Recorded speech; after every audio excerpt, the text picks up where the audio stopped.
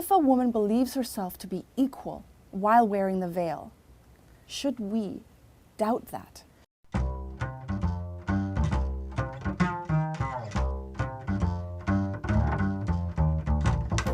This is Faith Complex, a dialogue about the entanglement of religion, politics and art.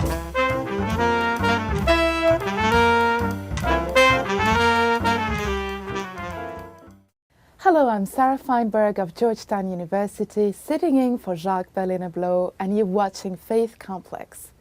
Our guest today is Dr. Melanie Adrian. She's published widely in the area of religious freedom in Europe and Muslims in France. Dr. Adrian is from Harvard University. Welcome to Faith Complex. Thank you so much for having me.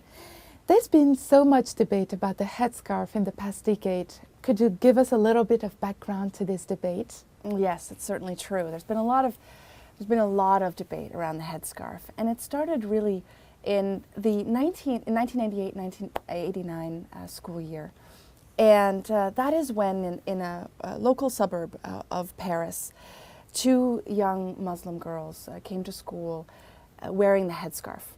And that in itself actually wasn't so much the problem as it was the fire or the spark that lit the fire. In the United States, as I understand it, secularism is all about the separation of church and state, and also the private and the public involved. So what is so specific in the French case? So the nuances of the everyday lived realities are something that should be separate in France. So religious beliefs should be separated and kept in the private rather than in the public sphere. The 2004 law that banned religious symbols banned not just the Muslim veil, it banned all religious symbols. So the Muslim veil, the Jewish skull cap, large crosses, and so on. And it sought to make that differentiation between the private and the public. And in a place, the school system, which seeks to create and foster citizenship and the values of the Republic, liberty, fraternity, and equality. You know, the ban on the headscarf was addressing every religion, Judaism, Islam, and Christianity in France. And yet it seems to be mainly targeted at Islam. So is it a mere coincidence, or is it a veil, if you will, for Islamophobia? The law certainly itself did not target only Muslims, as we know, but the discussions around the Stasi Commission, the commission that recommended the law, certainly the public discussions were all around and centered around the Muslim veil, and Muslims in particular. And the Muslim minority is a significant minority in France. I think, as far as I remember, the justification behind the law was to protect young Muslim girls from being harassed or under family pressure of wearing the hijab, the headscarf. How would you sociologically ground that argument? Is it valid that many Muslim girls were under family pressure? Certainly, I think what we have to do is broadly contextualize that statement. That we have in France a type of balkanization that is going on, meaning that in the ghetto areas, in the cités, in the banlieue around major cities in France, we have areas where many immigrants or children of immigrants are living prone to high levels of unemployment, discrimination, drug culture, daily violence, family violence, that typifies those kinds of areas. And so you have the veil issue is coming out of those kinds of conditions. And so that pressure, the pressure that these young women feel, certainly there are young women who feel these pressures, there's no doubt. But is it enough that it causes or is a threat to the Republic is a different question altogether. Many scholars would argue that in this very headscarf affair, we've seen a confrontation between a post-Christian, secularized France and a resurgent Islam. So what do you think about this? Right. So it's the classic clash of civilizations, right? Kind of argument. And it permeates different forms of thinking. And generally speaking, I don't buy into that at all. And that is why? to say, I think you can be a woman who wears a headscarf and be modern, all depending on how you define modernity, of course, right?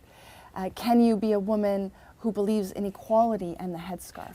Absolutely. So I think the fundamental question is, if a woman believes herself to be equal while wearing the veil, should we doubt that? Right.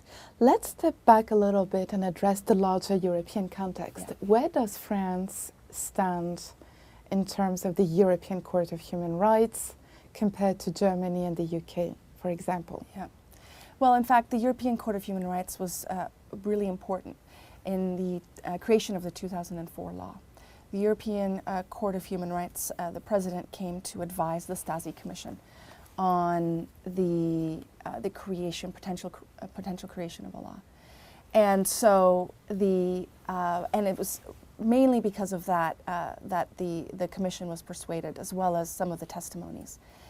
There's no doubt that there was a need in some of these areas around major cities to control some of the daily violence that was going on. And the headscarf certainly was part of that, in the sense that it reflected a type of identity and a type of protest, for example, a type of personal choice that runs contrary to Republican ideals. But the question is, did it need to be a law?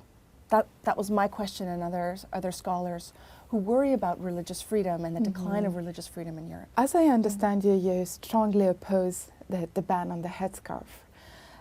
However, with the burqa, we are in a different situation with the full cover veil. There is a real issue of respecting a woman's dignity who can show her face and be considered an equal citizen in the public sphere.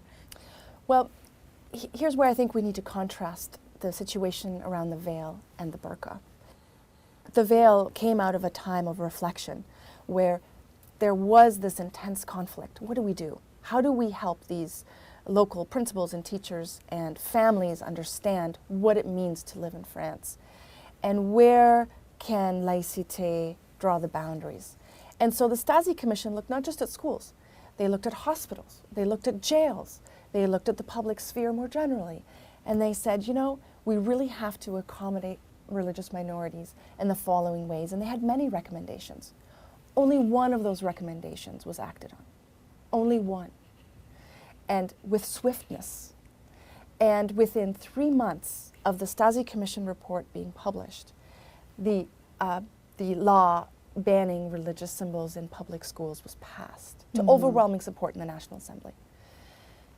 The burqa, on the other hand, has really come into play through Sarkozy, President Sarkozy, by really asking the question, should this be part of our national framework in any way whatsoever?